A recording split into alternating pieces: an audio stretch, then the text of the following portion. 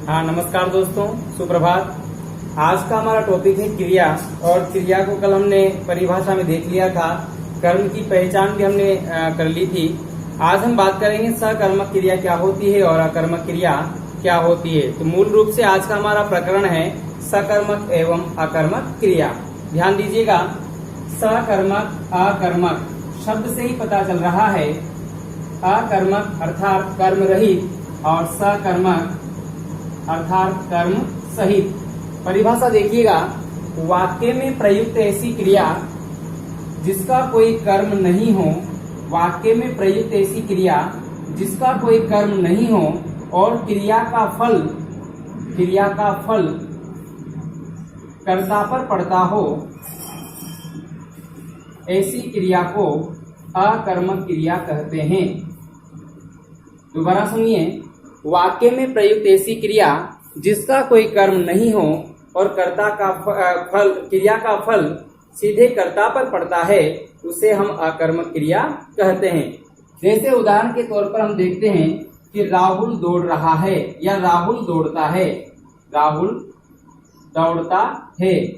अब ध्यान देना, यहाँ पर जो क्रिया है दौड़ना, इस दौड़ना क्रिया का फल किसी कर्म पर नहीं पड़ रहा है, क्योंकि कर्म इसमें प्रयुक्त ही नहीं हुआ है। तो दौड़ना क्रिया का फल किस पर पड़ रहा है? राहुल पर। ठीक है। यदि मैं कहता कि राहुल पानी पीता है, राहुल पानी पीता है, तो इस वाक्य में क्रिया क्या है? पीता है। और इस पीता है क्रिया को कौन कर रहा है? राहुल। तो कर्ता द्वारा की गई क्रिया का फल किस पर पड़ रहा है? पानी पर। तो ये क्या हो जाएगा? कर्म। और ये वाक्य क्या हो जाएगा? ये क्रिया कौन सी हो जाएगी? सकर्मक। तो ध्यान देना, सकर्मक की परिभाषा तैयार हो गई। वाक्य में प्रयुक्त ऐसी क्रिया जिसका कोई न कोई कर्म हो और क्रिया का फल कर्ता पर न पड़कर, ध्यान देना, कर्ता पर न पड़कर किसी कर्म पर पड़ता हो, ऐसी क्रिया को हम क्या कहते हैं? सकर्मक क्रिया कहते हैं। ये तो हो गई दोस्तों परिभाषा की बात। आगे हम बात करते हैं इनके कुछ उदाहरणों से, देखते हैं सकर्मक क्रिया और अकर्मक क्रिया। मैं कुछ उदाहरण लिख रहा हूं अकर्मक क्रिया के। अकर्मक क्रिया। पहला उदाहरण लिखा मैंने, मछली नदी में तैर रही है। मछली नदी में तैर रही है। अब ध्यान देना, इस वाक्य में क्रिया देखिए आप, तैरना क्रिया सदैव अकर्मक होती है। ध्यान देना, सदैव अकर्मक होती है। अब तैरने वाली कौन? मछली। क्रिया करने वाला तो क्या हो गया? कर्ता। ठीक है। क्रिया कौन सी हो गई? तैरना। अब ध्यान देना, ये जो शब्द बचा नदी में, अब ये नदी यहाँ पर में आ रहा है, ध्यान से देखिएगा, में आ रहा है। और में कौन से कारक में आता है? अधिकरण कारक में आता है। इस प्रकार से इसमें तो कारक कौन सा हो गया? अधिकरण। अब कर्म कहाँ शेष है? कर्म नहीं है, इसलिए ये क्रिया कौन सी हो जाएगी? अकर्मक क्रिया हो जाएगी। एक और उदाहरण देखते हैं हम।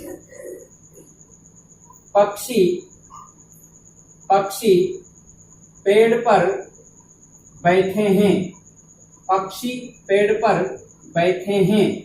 अब ध्यान देना, बैठने वाले कौन है? पक्षी। हालांकि ये स्थिर क्रिया है और स्थिर क्रियाएं जो है अकर्मक होती है।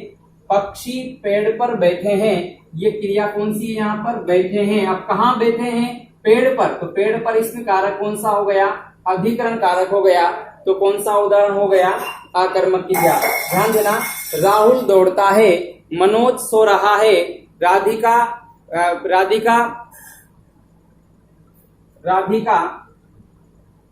हंस रही है। राधिका हंस रही है। तो ध्यान देना, कुछ क्रियाएं मैं बताता हूं आपको जो हमेशा अकर्मक होती है। रोना, सोना, जगना, उठना, बैठना, घूमना, तैरना, उड़ना आदि जो क्रियाएं मैंने बोली है, ये सदैव अकर्मक होती है। और नाचना, ये हमेशा अकर्मक क्रियाएं होती है। इनका वाक्य में प्रयोग यदि हो जाता है तो भी पता लग जाता है कि क्रियाएं कौन सी है? अकर्मक है। एक बार देख लीजिए कौन कौन सी क्रियाएं सदैव अकर्मक है। जैसे मैंने लिखा यहाँ पर रोना, दूसरा लिखा मैंने यहाँ पर सोना, उठना, जागना, जागना। अब जाग मुसाफिर भोर भई तू रेन कहाँ, जो सोवत है, जो सोवत है सो खोवत है, जो जागत है सो पावत है। यह आपके लिए एक प्रेरणा का कार्य भी करेगा, क्योंकि मित्रों वक्त अपनी रफ्तार से चल रहा है, और वक्त जब चल रहा है तो फिर हम कैसे ठहर सकते हैं। हमें भी अपना कार्य निरंतर करते रहना है, क्योंकि यदि हम पढ़ाई से कुछ समय के लिए रुक जाते हैं तो ये स्वाभाविक बातें हैं कि जो बातें हमारे मन मस्तिष्क में हैं वो धीरे धीरे विस्मृत होती हुई चली जाती है, उन्हें हम भूलते हुए चले जाते हैं। इसलिए चाहे स्कूल कॉलेज कोचिंग बंद हो, लेकिन घरों पर हमारी पढ़ाई बंद नहीं होनी चाहिए। आपको अपने अध्ययन में निरंतर लगे रहना है। अब हम आज इतने सक्षम हैं कि ऑनलाइन पढ़कर भी घर पे अपने अध्ययन को जारी रख सकते हैं। इसलिए आप बड़े जुनून के साथ और उसी उत्साह के साथ बने रहिए हमारी वीडियो के साथ। और यदि आपको अच्छा लगता है तो कमेंट, शेयर, सब्सक्राइब जरूर करें। और ध्यान देना, आप अपने सिलेबस के एक एक बिंदु को कंप्लीट करते हुए चलें। जो हम पढ़ा रहे हैं उसको आप पढ़ते हुए चले और उसमें प्रश्न पूछे अपने आप से कि अब इस बिंदु में मुझे क्या नहीं आता है। आगे देखिए कौन कौन सी क्रियाएं हैं जो सदैव अकर्मक क्रियाएं होती है। रोना, सोना, जागना, उठना, बैठना, नाचना, घूमना, फिरना, तैरना, उड़ना। ये जो क्रियाएं मैंने यहाँ पर लिखी है ये हमेशा आकर्मक क्रियाएं होती है। ठीक है, अब ये एक बात और ध्यान देना है कि यदि इन क्रियाओं का रूप बदलकर इस प्रकार हो जाए, ये तो है कौन सी क्रियाएं, सदैव अकर्मक क्रिया, सदैव अकर्मक क्रिया। रोना, सोना, जागना, उठना, बैठना, घूमना, फिरना, तैरना, उड़ना। यदि इन क्रियाओं का रूप इस प्रकार से हो जाए जैसे रुलाया, सुलाया, उठाया, जगाया, नचाया या नचवाया, घुमाया, फिराया, तैराया, उड़ाया या उड़ाए। ठीक है, अब ध्यान देना, यदि इन क्रियाओं का रूप बदलकर इस प्रकार से हो जाए तो ध्यान देना, बहुत ही महत्वपूर्ण बात है, ये क्रियाएं हमेशा सकर्मक होती है, सदैव सकर्मक होती है। जब आप इनका वाक्य में प्रयोग करते हैं तो स्वतः ही ये सकर्मक का रूप ले लेती है। जैसे माँ ने बच्चे को सुलाया, किसको सुलाया, बच्चे को, ये कर्म है।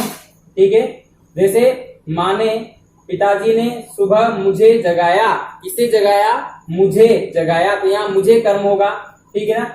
मदारी ने भालू को नचाया, किसको नचाया, भालू को नचाया। पोते ने दादाजी को बगीचे में घुमाया, किसको घुमाया, दादाजी को। ठीक है, बगीचे में, तो ये मैं तो अधिकरण कारक में चला जाएगा, किसको घुमाया, दादाजी को। ठीक है, इस प्रकार से जब भी आप इन क्रियाओं का वाक्य में प्रयोग करोगे तो ये स्वतः ही सकर्मक का रूप धारण कर लेती है और इस प्रकार से ये क्रियाएं हो जाती है सकर्मक। तो आप चाहें तो स्क्रीनशॉट ले सकते हैं। ये तो हो जाएगी अकर्मक क्रियाएं और ये हो जाएगी सकर्मक क्रियाएं। अब देखते हैं हम कुछ सकर्मक क्रियाओं के उदाहरण। और ध्यान देना, ये जो मैंने इधर लिखा है सदैव सकर्मक, आगे चलकर जब हम क्रिया को संरचना और प्रयोग के आधार पर अध्ययन करेंगे तब मैं बताऊंगा कि ये प्रेरणार्थक क्रियाएं होती है। प्रेरणार्थक क्रियाओं के दो रूप होते हैं, प्रथम प्रेरणार्थक क्रिया और द्वितीय प्रेरणार्थक क्रिया। तब आप वहां पर आसानी से समझ जाओगे। ये फर्स्ट प्रेरणार्थक क्रिया है, प्रथम प्रेरणार्थक क्रिया मानी जाती है। क्यों मानी जाती है, ये जिज्ञासा आपकी, इस जिज्ञासा का शमन तब होगा जब हम क्रिया को पढ़ेंगे, प्रेरणार्थक क्रिया का अध्ययन करेंगे। आगे देखिए सकर्मक क्रिया।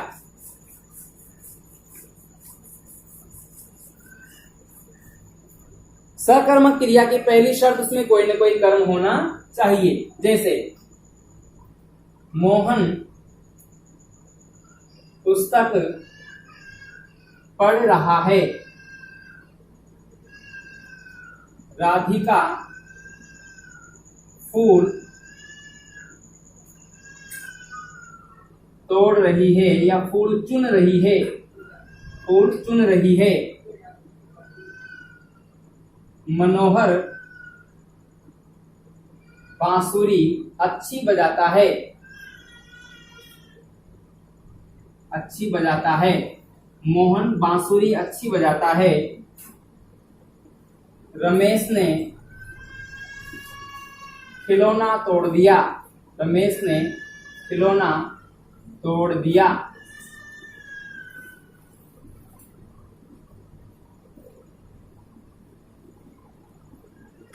पप्पू ने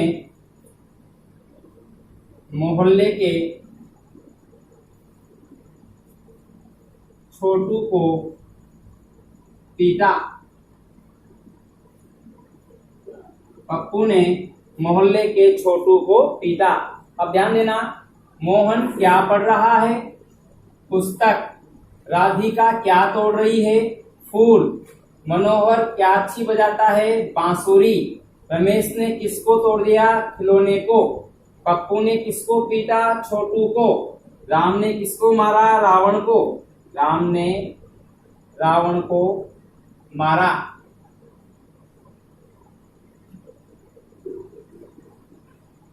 हमारे घर के पास रहने वाला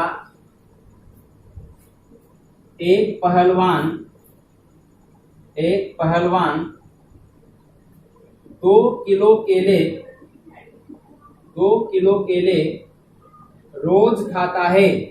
मैं ये वाक्य मुझे क्यों लिखने की आवश्यकता पड़ी? क्योंकि जैसे ही लंबा वाक्य आता है तो हम भ्रमित हो जाते हैं कि इसमें कर्म है या नहीं है। आपको तो केवल क्रिया देखनी है। वाक्य कितना भी लंबा हो, आपको उस वाक्य की क्रिया देखनी है और क्रिया के ठीक पहले क्या किसको लगाना है और जो जवाब आता है वो कर्म होता है। बस सावधान केवल वहां रहना है कि वो जवाब विशेषण के रूप में नहीं होना चाहिए। यदि विशेषण है तो विशेषण कभी भी कर्म नहीं होता है। ऐसी बात मैंने पिछली वीडियो में भी की है। 2 किलो केले रोज खाता है। रोज खाता है। बताओ, हमारे घर के पास रहने वाला पहलवान, तो कर्ता कारक तो किसमें है? पहलवान में। और ये 2 किलो जो है ये निश्चित परिमाणवाचक विशेषण है। और क्या खाता है? केले खाता है। क्या खाता है? केले खाता है। तो केले ही यहाँ पर कर्म है।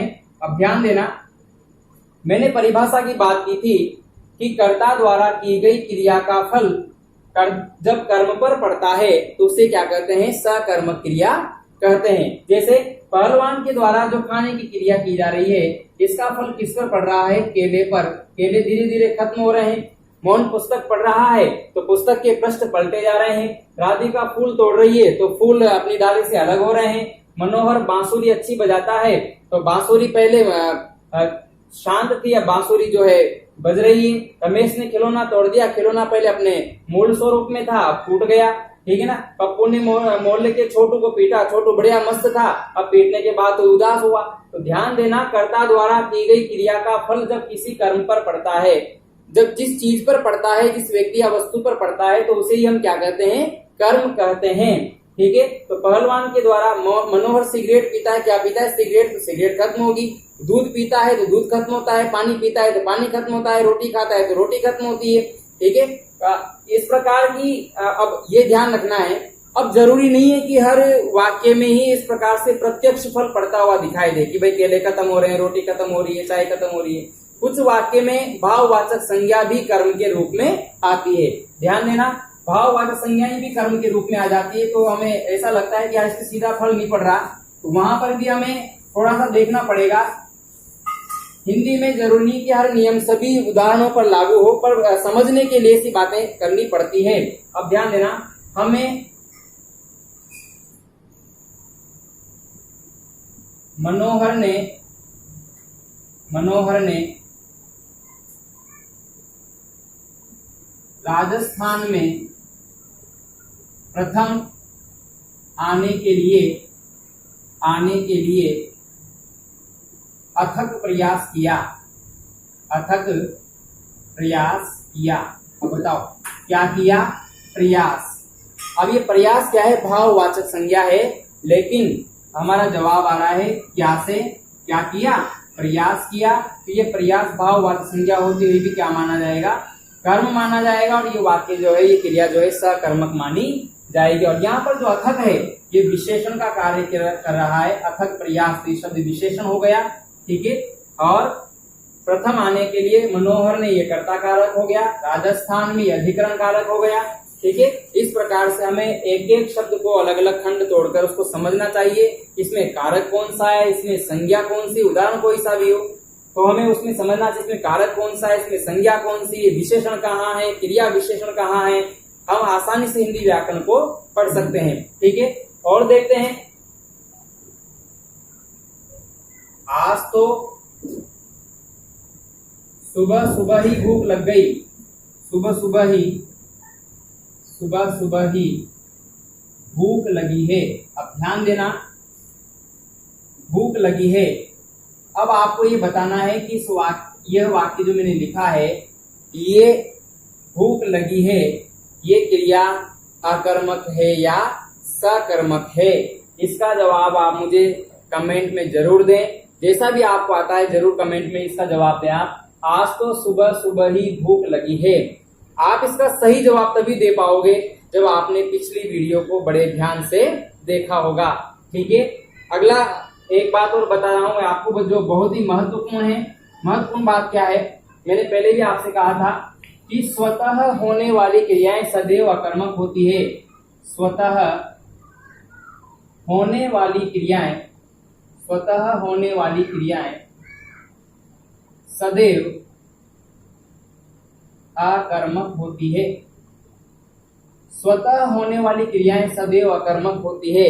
इस बात को देखिए कैसे, जैसे हवा चल रही है, फूल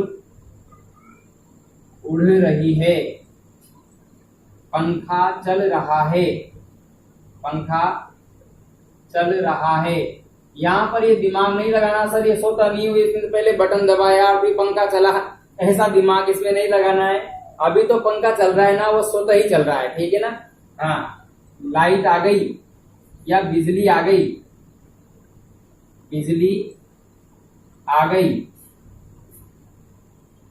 वर्षा हो रही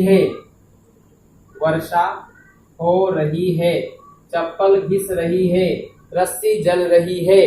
ठीक है, कागज उड़ रहे हैं, पतंग उड़ रही है। अब ध्यान देना, मनोहर पतंग उड़ा रहा है। क्या उड़ा रहा है? पतंग। ये सकर्मक हो गई। और पतंग उड़ रही है ये अकर्मक हो गई, क्योंकि वहां पर कर्ता नहीं है, वहां पर कर्ता को छुपा लिया गया और वाक्य किस प्रकार से बोला गया है कि पतंग उड़ रही है। ठीक है, ये ध्यान देना, स्वतः होने वाली सभी क्रियाएं, पानी बह रहा है, पानी टपक रहा है, सभी क्रियाएं क्या होती है? अकर्मक होती है। आगे देखिए, यदि किसी वाक्य में कर्ता को छुपा लिया जाए, यदि किसी वाक्य में कर्ता क्या हो? कर्ता हो तो सही, लेकिन वो कैसा हो? अप्रत्यक्ष कर्ता हो। और क्रिया वाक्य सीधे कर्म से यदि शुरू हो, कर्म से प्रारंभ हो, तो उसमें कर्म वाच्य होता है और सकर्मक क्रिया होती है। देखिए कैसे, लड्डू खाए जा रहे हैं, लड्डू खाए जा रहे हैं। अब ध्यान देना, इसमें कर्ता अप्रत्यक्ष है, मतलब खाने वाला कोई तो है, पर उसमें नाम नहीं लिया गया कि वो उसमें छुपा लिया गया उसको अप्रत्यक्ष रूप से। पर क्या खाए जा रहे हैं? लड्डू खाए जा रहे हैं। मिठाई बांटी जा रही है,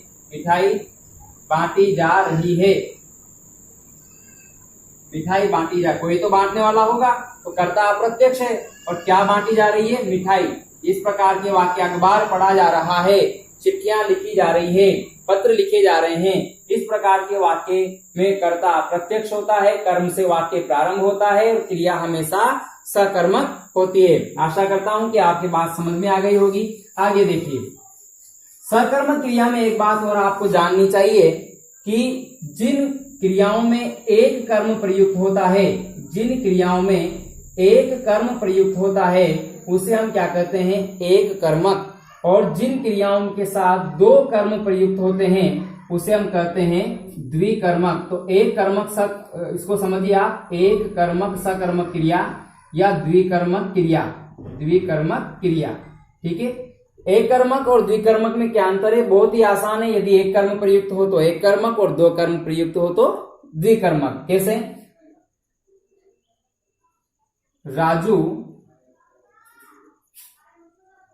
बाजार से सब्जी लाया। क्या लाया? सब्जी। एक ही कर्म है तो ये क्या कहलाएगा? एक कर्मक। अब ध्यान देना, मनोज मित्र को